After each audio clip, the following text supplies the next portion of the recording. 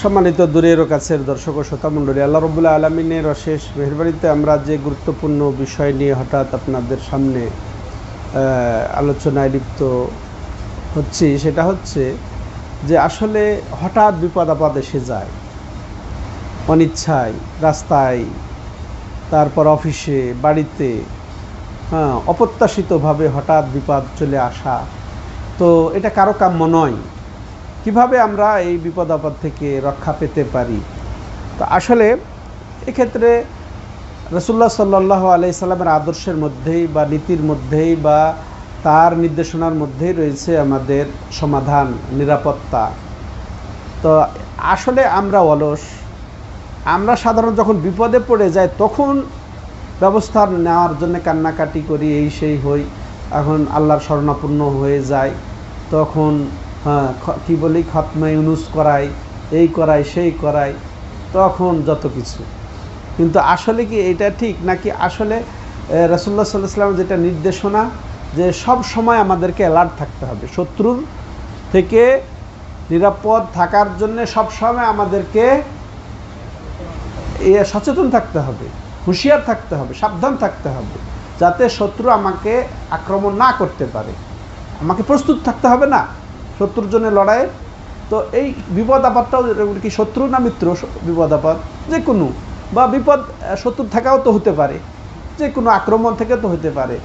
সব সময় যদি আমরা প্রস্তুত থাকি, তাইলে আল্লাহর রহমতে, আল্লাহর ইচ্ছায় আমরা নিরাপত্তা পেতেই পারি। তো আল্লাহর পক্ষ থেকে নিরাপত্তা লাভের কিছু উপায় আপনাদের সামনে সংক্ষেপে আমি বলতে চাই, যেটা রাসূলুল্লাহ সাল্লাল্লাহু আলাইহি সাল্লাম সদা তিনি এটা করতেন, করার জন্য উৎসাহিত করেছেন। তো এই জন্যে কিছু কোরআনের আয়াত আছে, কিছু রাসূলের সাল্লাল্লাহু আলাইহি সাল্লাম থেকে বর্ণিত হাদিস রয়েছে। বিশেষ করে আমরা যেগুলা একেবারে সাধারণ, সেগুলোর দিকেই যাই, যেগুলো অহরহ আমরা পড়ে থাকি। তো এগুলোই আমরা যদি একেবারে আত্মবিশ্বাস নিয়ে, ইয়াকিনের সাথে এবং অর্থ মর্ম বুঝে, তাই না, এর দ্বারা আমরা নেকির আশা করে আল্লাহর কাছে এগুলো যদি আমরা করি, তাহলে মাশাআল্লাহ আমরা নিরাপদ থাকব। প্রথমত আমি বলবো আয়াতুল কুরসি, এর ফজিলত আপনারা দেখে নেবেন। ফজিলত সব বলতে গেলে হবে, এক কথায় এর মধ্যে নিরাপত্তা রেখেছেন আল্লাহ রাব্বুল আলামিন। যে রাত্রে পড়ে শুবে, সারা রাত তার জন্য পাহারা থাকবে, তাই না? তারপরে সে প্রতি সলাতের পরে যদি পড়ে মারা যায়, সে জান্নাত পাওয়ার জন্য তার শুধু মৃত্যুই বাধা। অনেক ফজিলত আছে, আপনারা দেখে নেবেন। তাইলে সূরা বাকারা 255 নম্বর আয়াত, আয়াতুল কুরসি প্রত্যেকেই আমরা মুখস্থ করব অর্থসহ। দ্বিতীয়ত, এই সূরা বাকারার শেষ 2 আয়াত, এ সম্পর্কে রাসূলুল্লাহ সাল্লাল্লাহু আলাইহি ওয়াসাল্লাম বলেছেন এই 2 আয়াতই তার জন্য যথেষ্ট। এর ওলামায়ে কেরাম ব্যাখ্যা বলেছেন যে ওই সারাত জেগে ইবাদত করার ক্ষেত্রে তার জন্য যথেষ্ট, ওই নিরাপত্তা লাভের জন্য যথেষ্ট, সবই হতে পারে।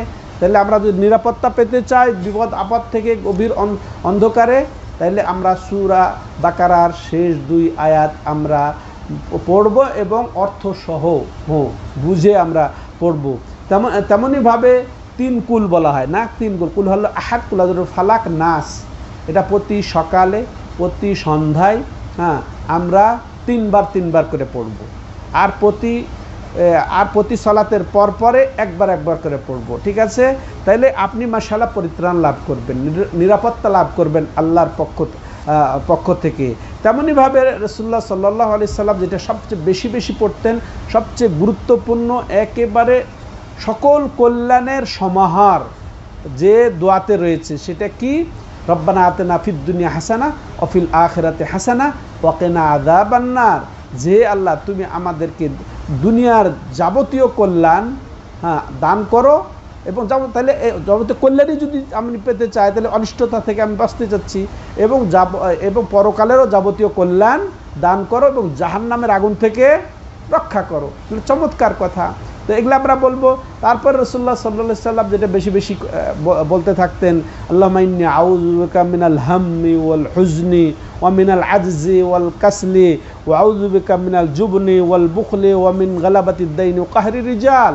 এই দোয়াটা আমরা মুখস্থ করব আর সকাল সন্ধ্যা তিনবার করে বলবো যে হে আল্লাহ তোমার কাছে আমি আশ্রয় চাচ্ছি যত দুশ্চিন্তা, দুশ্চিন্তা ভাবনা থেকে এবং অপারগতা থেকে, অলসতা থেকে।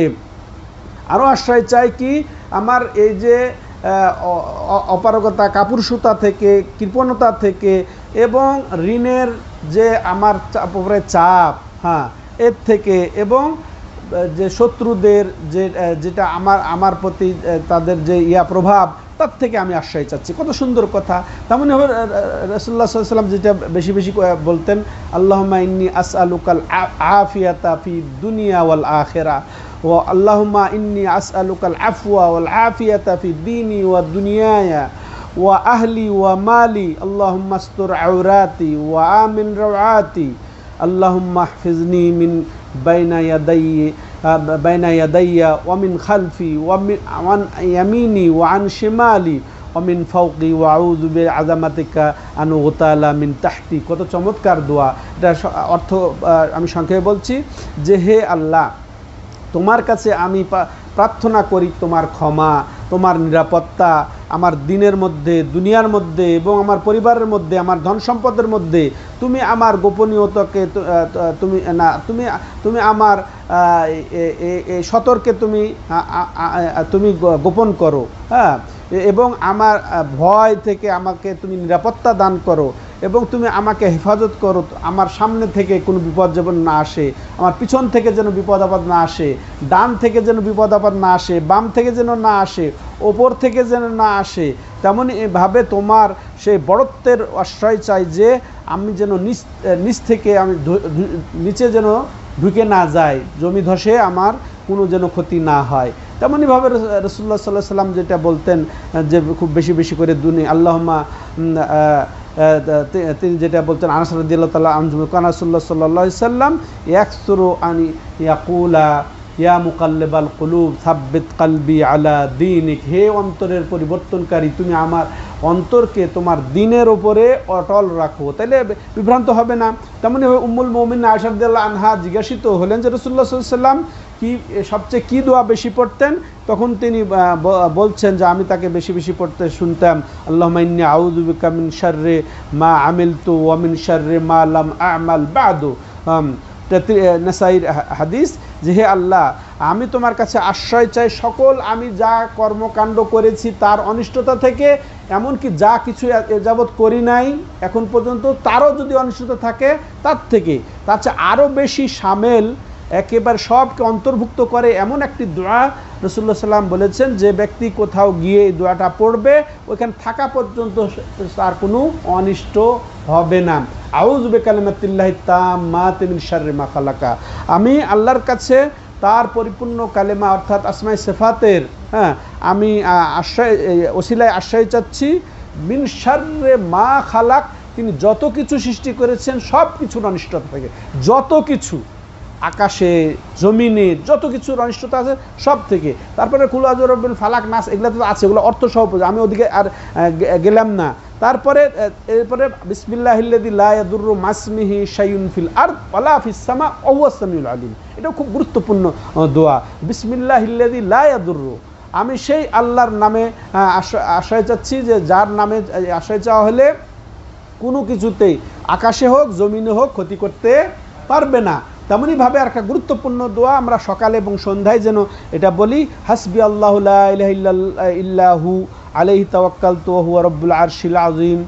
এটা 7 বার করে আমরা যদি বলি মাশাআল্লাহ এটাই আমাদের জন্য যত অনিষ্টতা থেকে পরিত্রাণের ক্ষেত্রে যথেষ্ট হবে। তেমনইভাবে আমরা যদি বাড়িতে বের হওয়ার সময় এই কথা বলি, বিসমিল্লাহি তাওয়াক্কালতু আলাল্লাহি লা হাওলা ওয়ালা কুওয়াতা ইল্লা বিল্লাহ। আমি আল্লাহর উপরে ভরসা করেই আমি বের হওয়া শুরু করছি, লা হাওলা ওয়ালা কুওয়াতা ইল্লা বিল্লাহ। কোনো কিছু থেকে পরিবর্তন হওয়ার বা বাঁচার বা এই হওয়ার আমার আল্লাহর শক্তি ছাড়া আর কোনো শক্তি নেই। এটা বললে শয়তান কি বলে জানেন? যে এর জন্য যথেষ্ট হয়ে গেছে, এ হেদায়েত প্রাপ্ত হয়ে গেছে, নিরাপত্তা লাভ করে ফেলেছে। আর কি এছাড়াও আরও যেগুলা নবী সাল্লাল্লাহু আলাইহি সাল্লামের নির্দেশিত দোয়া রয়েছে, খাওয়ার সময়, বাড়িতে ঢোকার সময় শোয়ার সময়, এমনকি স্ত্রী সহবাসের সময়, এগুলো সব যদি বলি তাইলে দেখবেন আল্লাহ রাব্বুল আলামিনের ইচ্ছায় আপনি মাশাআল্লাহ নিরাপদ আছেন। হঠাৎ বিপদ এসে যাওয়া, হঠাৎ অ্যাক্সিডেন্ট হয়ে যাওয়া, এগুলো থেকে মাশাআল্লাহ হেফাজত পাবো আমরা। আল্লাহ যেন আমাদেরকে তৌফিক দান করেন এই সব নবী সাল্লাল্লাহু আলাইহি সাল্লামের নির্দেশনা অনুযায়ী আমাদের জীবনযাপন করা আল্লাহ তৌফিক দাতা। হাদা হুয়া সাল্লাল্লাহু আলা নবিনা মুহাম্মদ ওয়া আলা আলিহি ওয়া সাহবিহি আজমাইন। সুবহানাকাল্লাহুম্মা বিহামদিকা আশহাদু আল্লা ইলাহা ইল্লা আনতা আস্তাগফিরুকা ওয়া আতুবু ইলাইক।